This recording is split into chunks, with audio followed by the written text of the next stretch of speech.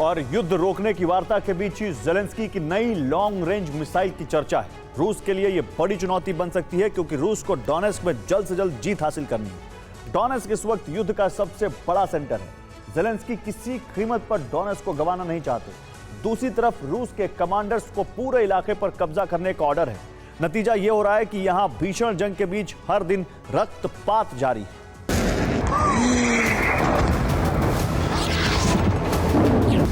महीनों नहीं बरसों से यूक्रेन के पूर्वी छोर पर बसे लोगों ने सुकून नहीं देखा है।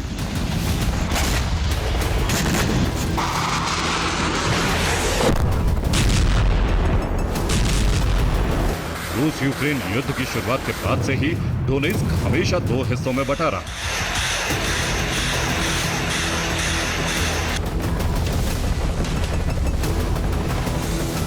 कभी यूक्रेन के काबू में अधिक इलाके तो कभी रूस के कब्जे में अधिक इलाके।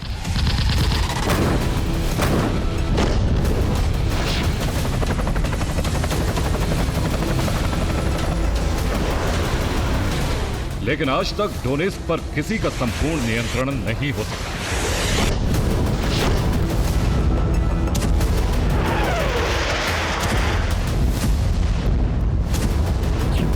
रूस जिसे डोनबास रीजन कहता है, उसका एक बहुत बड़ा हिस्सा लुहांस्क यूक्रेन पहले ही गंवा चुका है।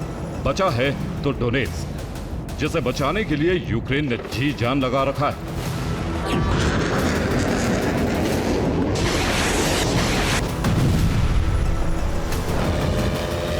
सिर्फ डोनेस्क की बात करें तो यह डोनेस्क प्रांत की राजधानी है और प्रांत की सबसे अधिक आबादी वाला क्षेत्र है। लेकिन जंग यहीं तक सीमित नहीं है।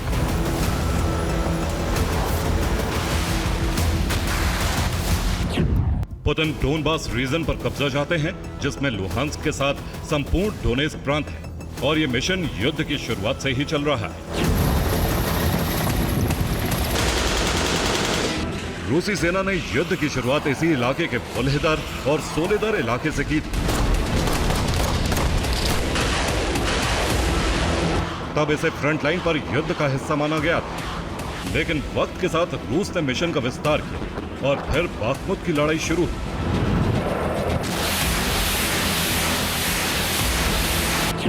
रूसी सेना ने बाखमुत पर कब्जा जमा लिया।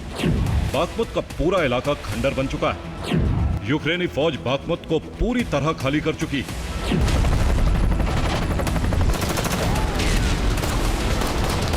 लेकिन इसके बाद से यूक्रेन ने रूसी सेना की नाक में दम कर रखा है।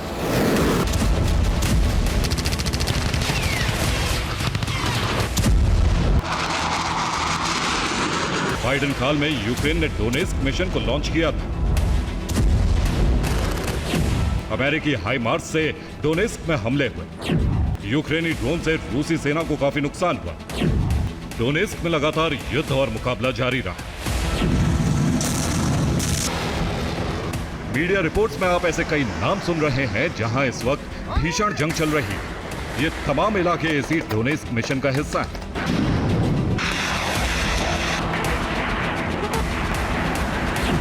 पहला नाम पोक्रोवस्क है, जहां रूसी सेना लगातार कब्जे की कोशिश में है। क्रामातोरस्क में भी रूसी सेना और यूक्रेनी आर्मी के बीच लगातार जंग जारी है। होल-लिव्का भी डोनेस्क प्रांत का ही एक इलाका है जहां जंग चल रही है।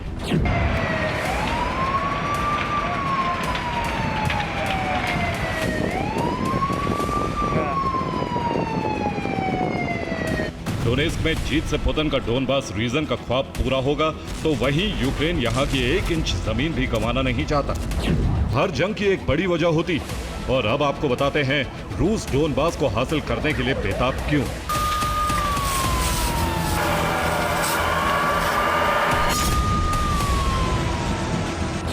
पहली वजह है डोनबास यूक्रेन का औद्योगिक केंद्र है। यहां स्टील और कई बड़े कारखाने हैं। डोनबास में ही खनिज का भंडार, इस इलाके में कोयले का भंडार। पूरे सोवियत संघ से और खास तौर से सबसे ज्यादा रूस से लोग रोजगार की तलाश में यहाँ पहुंचे थे।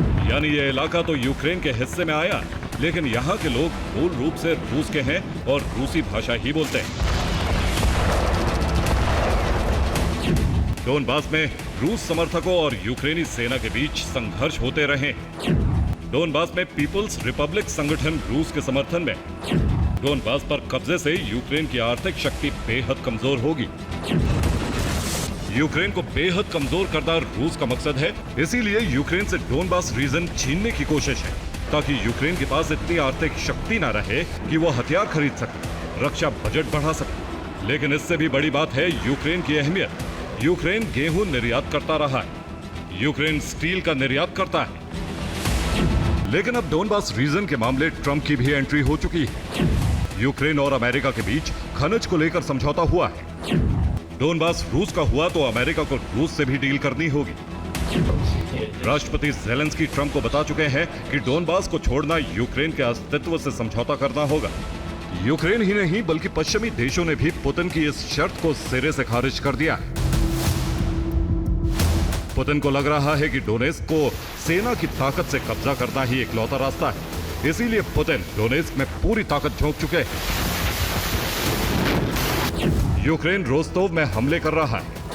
रोस्तोव से डोनेस्क की सप्लाई लाइन, रोस्तोव से ही रूस हथियार भेजता है। ट्रंप समझ चुके हैं कि अब युद्ध विराम में सबसे अहम डोनेस्क का मुद्दा है। डोनेस्क का समाधान निकालने की कोशिश हो रही है, लेकिन माना यही जा रहा है कि पुतिन ने जिद नहीं छोड़ी तो यूरोप कभी भी यूक्रेन को समझौता नहीं करने देगा। और ये डोनेस्क ही एक महासंग्राम की वजह बनेगा।